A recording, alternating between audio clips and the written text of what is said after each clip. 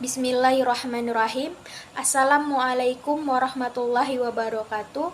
Perkenalkan, nama saya Rani Andini dengan NIM 03092120141.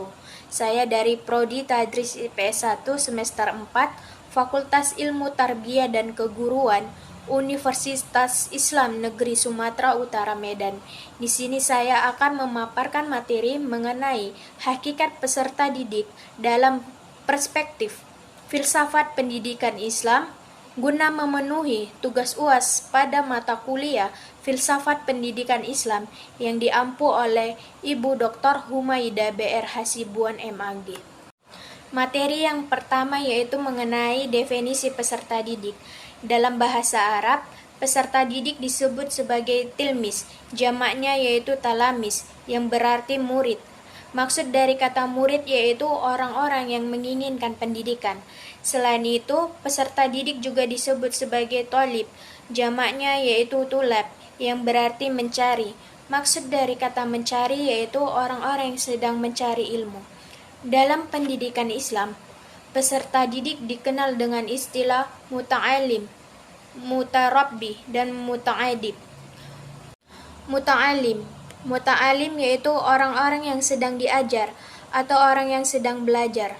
Muta'alim berkaitan dengan mu'alim, karena mu'alim yaitu orang yang sedang mengajar.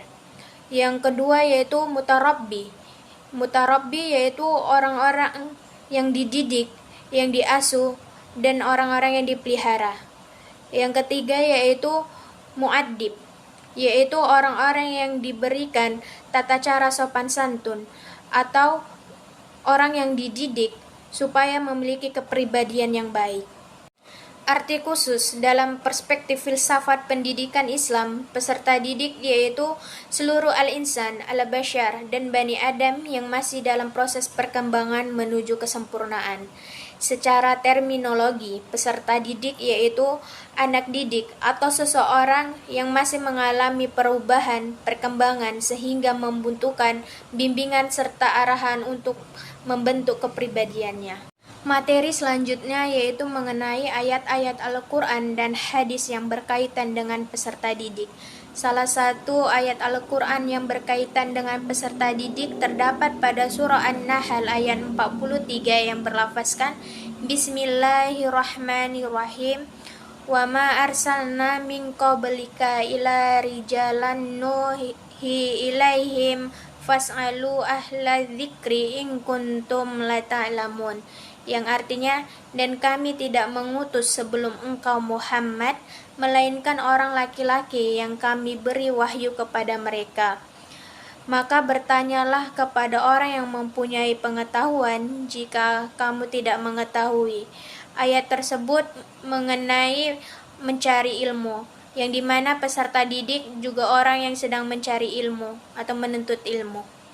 Selanjutnya, hadis yang berkaitan dengan peserta didik terdapat pada hadis riwayat Tabrani yang dimana Rasulullah Shallallahu Alaihi Wasallam bersabda, "Ta'alamu wa'alimu wa tawadu'u limu alimikum wa la yalau limu alimikum", yang artinya belajarlah kamu semua dan mengajarlah kamu semua dan hormatilah guru-gurumu serta berbuat baiklah terhadap orang yang telah mengajarkanmu.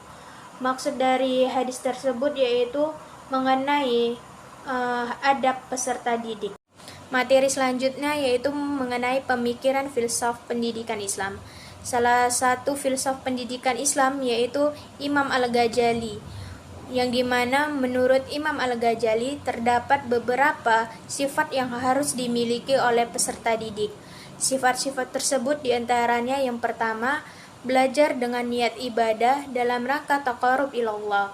Artinya kita belajar harus dengan niat ibadah dan mendekatkan diri kepada Allah Subhanahu wa Ta'ala. Yang kedua, mengurangi kehidupan duniawi dibanding ukrawi dan begitu sebaliknya.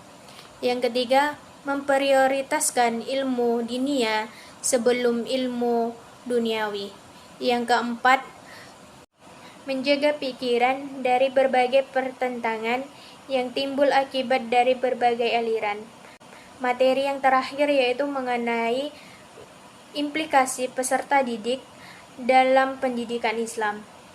Implikasi peserta didik dalam pendidikan Islam yaitu pendidikan Islam menjadikan peserta didik sebagai orang yang berguna, menjadikan peserta didik sebagai orang yang memiliki wawasan yang luas, menjadikan peserta didik sebagai orang yang memiliki akhlak mulia.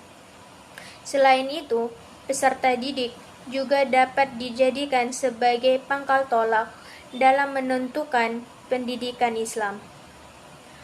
Peserta didik merupakan dasar dari pendidikan Islam. Selain itu, kurikulum pendidikan Islam harus memiliki keterpaduan antara pengetahuan agama dan pengetahuan lainnya, serta memperhatikan bagaimana psikologis peserta didiknya.